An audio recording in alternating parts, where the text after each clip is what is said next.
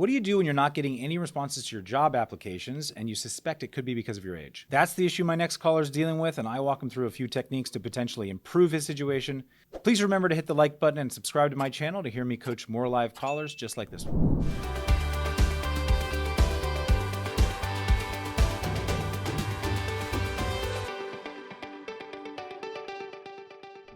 Daryl, welcome to the show. How can I help you today? Hey, how you doing, Doc? Good. What's going on? So my situation is I find myself in the workplace. I've never really had a problem getting a job, right? Mm-hmm. But now that I've hit 55, the type of work that I've always done was a lot of contract work, dealing with real estate, finance, that type of thing. And now all of a sudden I find myself looking for a job and I'm not getting hired. And Mm. I'm wondering if it's, age discrimination I'm dealing with. I mean, I know you're not supposed to do it, but how can you tell? There's no way I can tell if I'm being discriminated, by age or not. What do you think? Yeah. It's tough to know what's in people's heads. The only way to kind of know is to ask. And I mean, sometimes they won't give you the honest answer. So you've been sending out your resume, or you've been talking to people that you know who know people you know, or how have you been going about trying to get work? So it's been primarily resumes I've been sending out. Okay. Sometimes what might help if you have a chance to, once you get an email back and say, hey, we're going to move on to someone else, or thank you for applying, but it wasn't a good fit, or something like that. Is there maybe an opportunity to say, very politely, like, thanks, I understand. I'm trying to, improve my resume, or I'm trying to optimize my hiring chances. Could you give me any feedback on my resume? Or what did you see that didn't seem like a good fit? And just trying to get some feedback from people. It may get 1 out of 5 or 6 people actually respond, but it could be helpful just to hear what they're seeing. They could tell you something that you're actually not seeing that's beyond any sort of an age issue.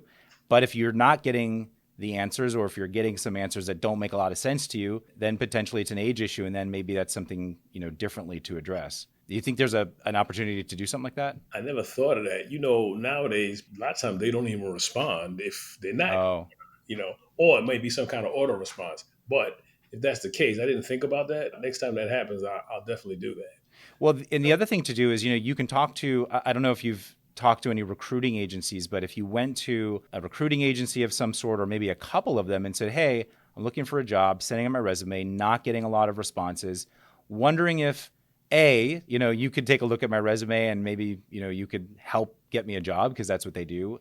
But B, just as important, can you take a look at my resume and run through it with me and see if there's anything I'm missing? There's also actually people that are like resume consultants. I don't know if they're expensive. Hopefully they're not. But like, there's probably someone that could, a couple of people that could sort of objectively take a look at your resume, see what you're sending out. And maybe there's something in there that you haven't thought about. Maybe there's something in there that is not getting you the interviews. That has crossed my mind. I was actually on the YouTube channel the other day, and that's what they were doing. They were helping people with their resumes and Yeah.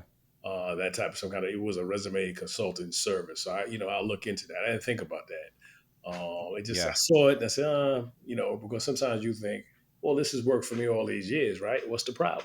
It is so hard these days to send out a resume and get a response. There's so many resumes being sent out. You don't know what they're looking for. It's really tough. I mean, have you done everything you could in your sort of network of people? Like, have you asked friends, family, et cetera, if they know anybody working for a place that's looking for, that open positions? Probably not to the great extent that I should have. I'm Okay. going to look into that too. It's been primarily sending out resumes, and then as you have me thinking about it, I've only been using one source, like Indeed, and a lot of Mm, times these things are just so you don't even know if anybody's even reading your resume. Now absolutely. that I say that, right? Especially Yeah. now with AI, and if I don't have the right verbiage in that thing, they're probably just getting tossed, and no one's even reading it. You're 100% right.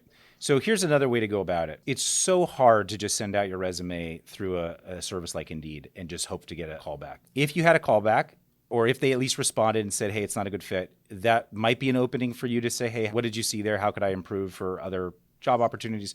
But even simultaneously, if you find a job that you really like on Indeed or on any kind of service, and you say, I want to apply for this, but I don't want to just be one of the many resumes, I would highly recommend at that point doing some research, going to, find whoever is the HR folks or the recruiting folks at that company through LinkedIn. So go to LinkedIn, find Right. that person, maybe DM them and say, hey, I saw this opportunity. I would really like to send my resume. I want to make sure I send the best version? How does this look? Or can I send it to you? Or what's the best way to do that? And just try to see if you can find a connection. And then the other thing to do is, are you on LinkedIn at all? I actually get some things from LinkedIn. I need to pay more attention to LinkedIn.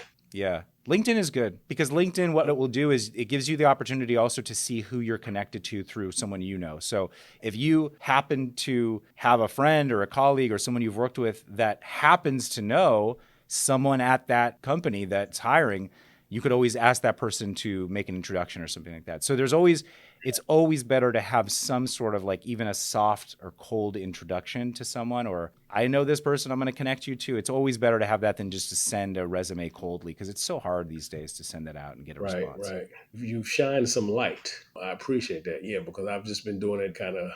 shotgun, sending out the resume, right? Not getting responses.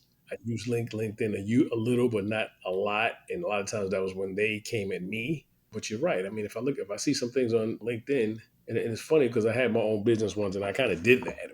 I use LinkedIn to get to the person who we wanted to, for the sales pitch. So this is the Yeah. same thing, right? This is a sale. Yeah, exactly. You're selling yourself. Yeah. By the way, are you putting your age on your resume? No, but I am putting, and I was talking to a friend of mine. I do put say the years that I was at the company, that type of thing. Right. So a friend of mine Right. So suggested maybe you don't want to do that because you're kind of mm. dating yourself. So it would be an interesting experiment to have a version of your resume where you don't put the dates. Right. You just put the headlines, right? And like there's job description. So and you send that out and see if you get any responses that way. It could be different. Yeah, I'll try that. Yeah, I'll try Yeah. that. Yeah. All right. So we've All got a right. few different things here you're going to try. A, you're going to try to send a version of your resume out without the dates on it. B, if you get any responses, you're going to ask, how you could optimize the resume. C, you could go to a resume consultant or recruiting agency and get their insight on your resume and maybe even hook up with a recruiting agency. And D, you're going to maybe get back on LinkedIn, try to find someone who works at the company you're really interested in, try to DM them, and maybe even do a deeper dive on friends and family and who knows who. Absolutely. Sound like a good 4-step options to move forward? It sure does. I really appreciate that. I know it's tough and it's frustrating when you're not getting responses. So I'm hoping that, with a few new strategies, start to move the needle a little bit. Absolutely. Yeah, I appreciate that. That helps a lot. I'm going to get right on that. Okay, awesome. Thanks, Daryl, for coming on. Hey, thanks for tuning into the Peace Building with Dr. Pollack show. Don't forget to subscribe to my channel for more workplace conflict advice. Share on social media if you think your friends and colleagues would benefit from this episode. And if you have a workplace conflict and want to be a caller on our show, for free coaching and advice, please email podcast@pollackpeacebuilding.com. Thanks.